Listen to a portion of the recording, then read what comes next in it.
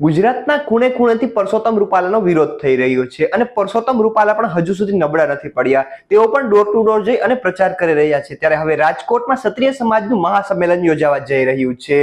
તો આવો જાણીએ તેની સંપૂર્ણ વિગત વિશે. નમસ્કાર, હું છું રોનક મોઢવાડિયા અને આપ જોઈ રહ્યા છો ન્યૂ ગુજરાતી ન્યૂઝ. ગુજરાતમાં લોકસભાની ચૂંટણી પહેલા રાજકારણમાં અનેક ચહેલપહેલ જોવા મળી રહી છે. ભાજપના રાજકોટના ઉમેદવાર પરસોત્તમ રૂપાલાના નિવેદન બાદ ક્ષત્રિયોનો આક્રોશ દિવસે ને દિવસે વધી રહ્યો છે. ક્ષત્રિયોના વિરોધ વચ્ચે કેન્દ્રીય મંત્રી પરસોત્તમ રૂપાલા રાજકોટમાં ઝંઝાવતી પ્રચાર કરી રહ્યા છે.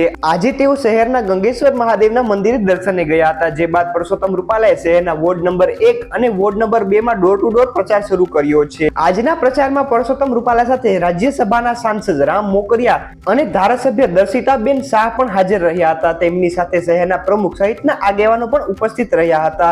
આજે શનિવારે પરસોત્તમ રૂપાલાએ ખુલ્લી જીપમાં બેસી અને શહેરના વોર્ડ નંબર 1 અને 2 માં પ્રચાર કર્યો હતો.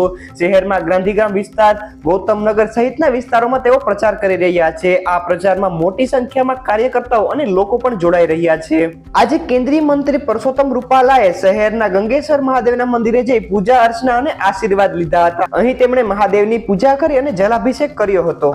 રાજકોટમાં પરસોત્તમ રૂપાલાના ઝંઝાવાતી પ્રચારની વચ્ચે ક્ષત્રિય સમાજના લોકોનો રોષ પણ યથાવત રહ્યો છે. રાજકોટમાં રવિવારે સાંજે ક્ષત્રિય સમાજનું મહાસંમેલન યોજાવા જઈ રહ્યું છે, જેના કારણે ત્યાં પોલીસનો મોટો કાફલો પણ ખડકી દેવામાં આવ્યો છે.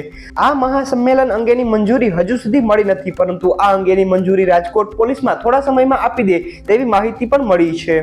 ડીસીબી, એસઓજી, એલસીબી સ્થાનિક પોલીસ સહિત 250 થી વધુ અધિકારીઓને બંદોબસ્તમાં તૈનાત કરી રહ્યા છે. માહિતી એવી પણ મળી છે કે પોલીસ ટ્રાફિક અંગે પણ સર્વેની કામગીરી શરૂ કરી છે.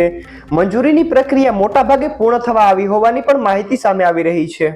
તો આવી જ નવી માહિતી અને સમાચાર જોવા માટે જોતા રહો ન્યૂ ગુજરાતી ન્યૂઝ.